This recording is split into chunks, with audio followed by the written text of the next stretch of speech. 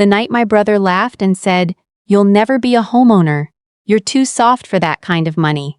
I was sitting across from him at my parents' kitchen table, cutting into a piece of dry roast chicken, pretending I didn't hear him. I said, "You're probably right." What I didn't say was that I had just gotten off the phone with my real estate attorney 2 hours earlier. We were closing on my third property in 14 months. But I didn't say that. I just nodded, picked up my fork and let him talk. That's been the pattern my whole life. Let them talk. Be quiet. Be small, and somehow I'd convinced myself that smallness was humility, that staying quiet was grace. It took me almost 3 years to understand the difference between being gracious and being a doormat. The line is thinner than people think, and I crossed back and forth over it so many times I wore a groove in the floor. My name is irrelevant to this story, but what matters is who I was at 27. The second daughter in a family that had decided, somewhere along the way, that my brother was the one with the golden touch. He's 4 years older than me.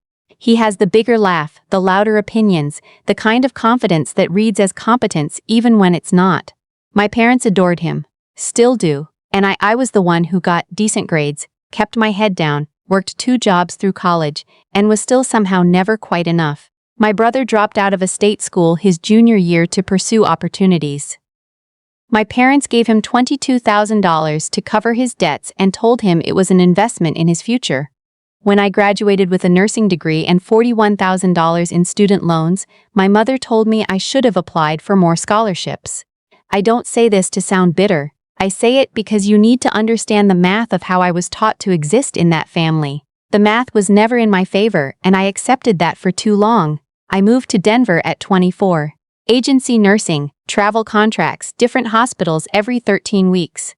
The pay was significantly better than staff positions, and I was good at being mobile, good at starting over, good at not needing much. I saved aggressively. I drove a 12-year-old Civic that made a sound like a dying dishwasher every time I accelerated, and I did not care. I packed my lunch. I cooked dinner at home 6 nights a week. I had a financial advisor by 25, which my brother found hilarious at a Christmas dinner. "What does she have to advise you about?" he said, meaning the money I didn't have, and everyone laughed.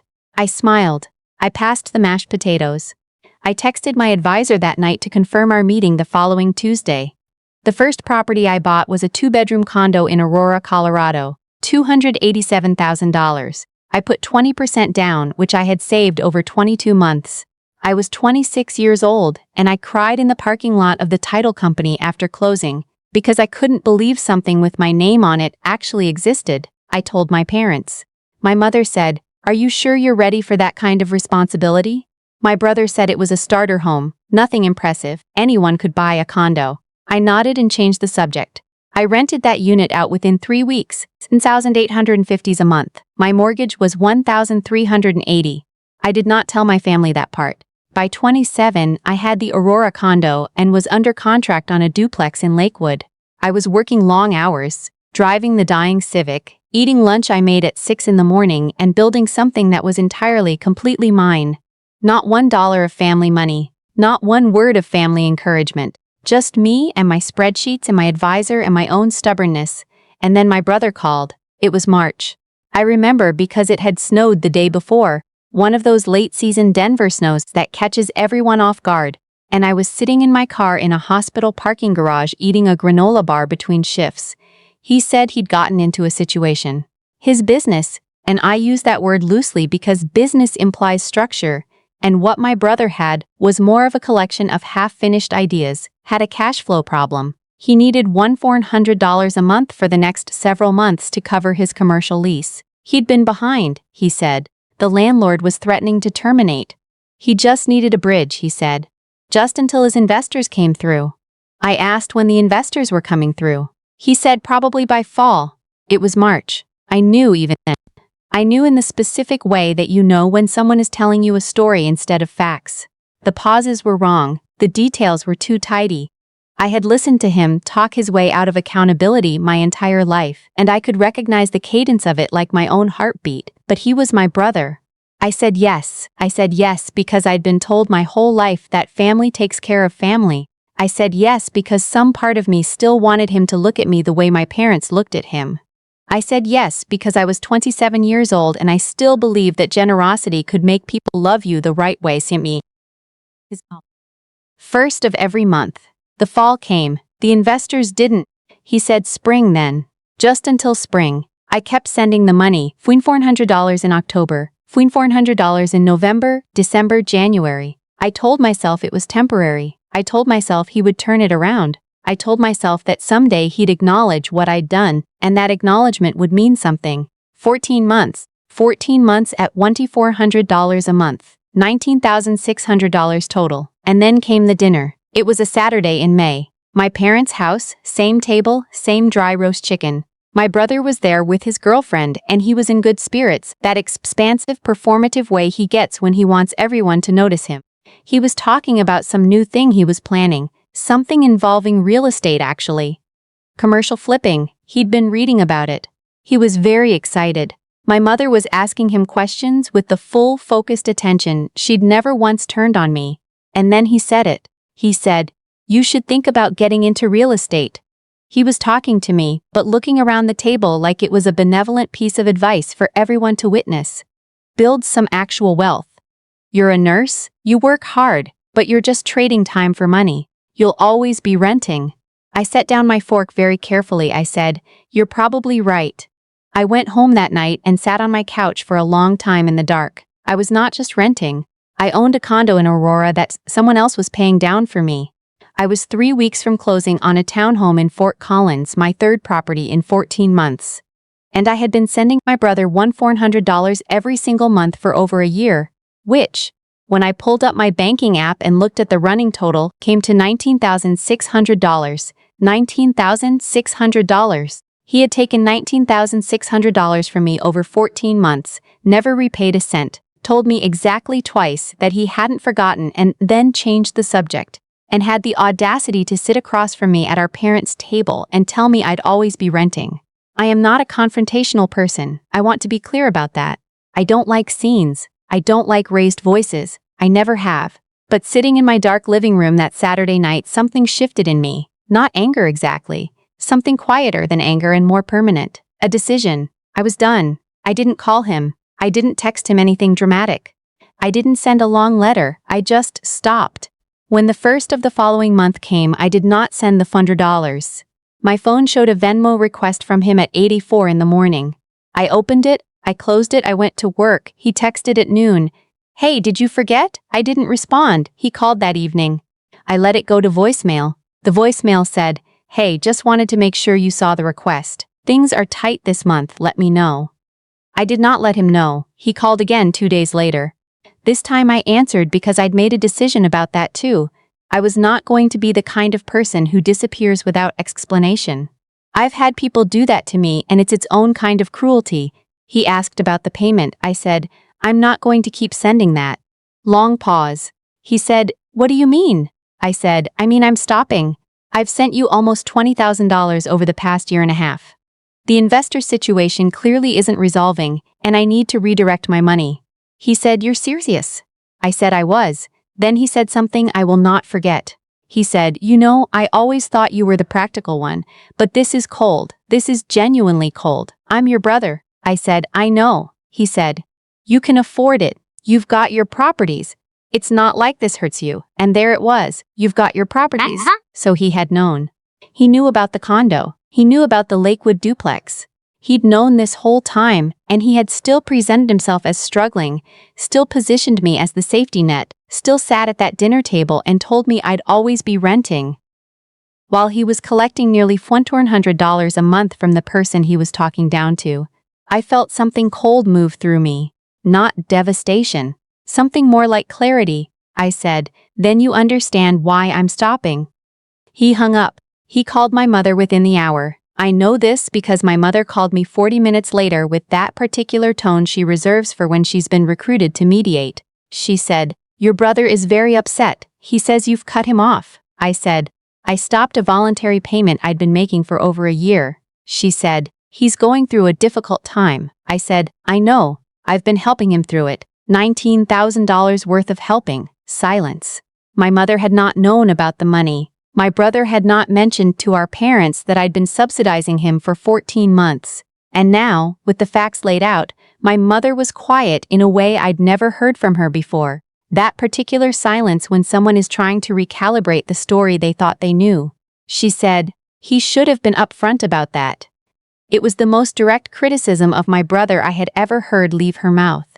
It was small, but I felt it like something loosening in my chest. I said, "I agree." She said, "I just don't want this to become a big thing." I said, "It already is what it is. I just stopped making it bigger with my own money." She didn't have an answer for that. My brother texted me twice more that week. The first text was conciliatory in that surface way. He said he appreciated everything I'd done. He wasn't trying to take advantage, he was just in a tough spot. The second text, 3 days later, was less conciliatory. He said I'd blindsided him, that I'd made a commitment and walked away from it. He said he'd had to make some difficult calls to cover the month. I read both texts. I did not respond to either. What I did instead was make an appointment with a financial attorney, not because of drama, because of the $19,600. I wanted to understand my options. The attorney explained that informal cash transfers made via apps like Venmo were difficult to recover without written documentation of loan terms, which I didn't have. She wasn't optimistic about recovery. What she said, though, was that going forward, I had every right to protect my assets and make clear financial decisions without obligation to any family member. She also reviewed my property portfolio. She suggested I look at a real estate trust structure. She said my situation was, and I remember this word exactly, enviable. 28 years old, 3 properties, no family money, no inheritance, no one who'd ever once told me I was capable of this. Just me and 14 months of sending money I should have stopped sending much sooner, and 22 months of skipping lunches before that, and 12 years of a car that sounded like it was dying. I was enviable. I held that word for a while. Things got quiet for a few months after that. My brother and I didn't speak. My parents mentioned him in passing at a few dinners I attended, careful to keep the mentions neutral. I went to those dinners because I wasn't willing to let this become an estrangement from my parents too. That wasn't the relationship that had broken something in me. I was cordial. I was present. I didn't bring up the money, and then the commercial lease ended. I don't know exactly what happened because my brother isn't someone who announces his failures. But I heard through my mother, casually over the phone one Sunday, that he'd had to give up the space. The business was transitioning, she said. I could hear in her voice that she was being careful. I said, "I'm sorry to hear that." And I meant it, in the complicated way you can mean things about people who have hurt you. I didn't want him to fail. I just wasn't willing to fund the failure anymore. A week later, he called me directly. I answered. He was different on the phone this time, less certain. He asked how I was, which he'd never particularly done before. I told him I was well. He said he'd been doing a lot of thinking. He said he knew he'd put me in an unfair position. He said, and I genuinely didn't expect this. "I should have paid you back. I should have been honest that I couldn't, instead of letting it keep going." I didn't say anything for a moment. He said, "I saw what you've built.